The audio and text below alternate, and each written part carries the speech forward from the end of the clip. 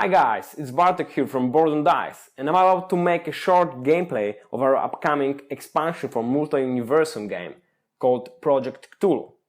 So first of all, what we've got inside of the box. We've got 20 completely new portals with those amazing Cthulhu graphics. Also, we've got the new deck of Insanity cards, which has got Cthulhu card, Insanity, and the black one. And also, we've got the museum card. Of course, this is not the final graphic. You're about to see it during the Kickstarter campaign. Few words about the setup. First of all, we use all 20 new portals instead of the old ones, and we divide them into 4 stacks instead of 5, because one transformer has this museum card above it. Some of new portals has new requirement, like in this case, we need any 6 tools to close this portal. Or in this case, we need a specific one, microscope, and any 2 to close it. Each new portal also has this insanity icon there. That determines how many insanity cards we have to draw after closing. So in this deck, we have 7 cards with insanity icon, 4 blank cards, and 1 card with Cthulhu. We never know what's inside.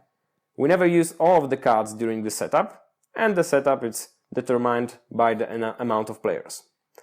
So we don't know how many icons with insanity are there, we don't know how many blank cards, and we even don't know if there is or there is no Cthulhu there. When we collect these cards, like in this example, I want to close this portal. I have tools that are required to close it. I have this microscope and other 2. I have to, of course, play card with closing action. I play it. I discard my tools. I get 5 points and 2 insanity cards. So I draw them randomly from the top and I don't look at them.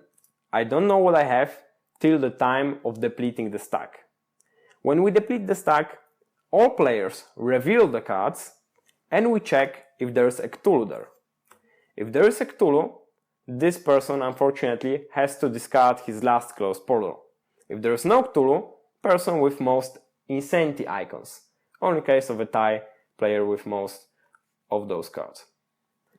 Then we reshuffle this deck, so it can occur more than once during the game. Fortunately, we can get rid of these cards in the museum, which we'll describe in a minute. In the museum, we can get rid of insanity cards. When we go there, we have to play action card with symbol of closing portal, and then we've got 2 options. Either we discard 3 insanity cards, and then we can change order of our closed portals. Because as I mentioned before, when you have the Cthulhu icon or most insanity icons, you have to get rid of the last portal you have. So in this case, when you change the order, you can save the most valuable one. And the second option is that you discard 5 insanity cards, and then you get this special ability. You discard cards from hand, and for each card discarded, you can take 1 from the trash of your choice. So what this expansion brings us to the table? First of all, this insanity deck causes huge anxiety.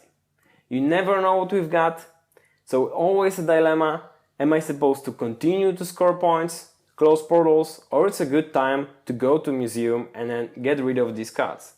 Other players could potentially see you've got a lot of these cards and try to close portals just to trigger this ability, just to deplete the stack and make you to discard the card. But even if you have a lot of them, there's still a chance someone else has Cthulhu and he will have to discard his last closed portal. It's also a completely new vision for tools, because some portals require from you any tool. So from now on, each tool is gonna be useful, but still you have to be aware that at the end of the game, you potentially could lose points for not using all of them. That was Bartek from Board and Dice. I hope you back us on Kickstarter.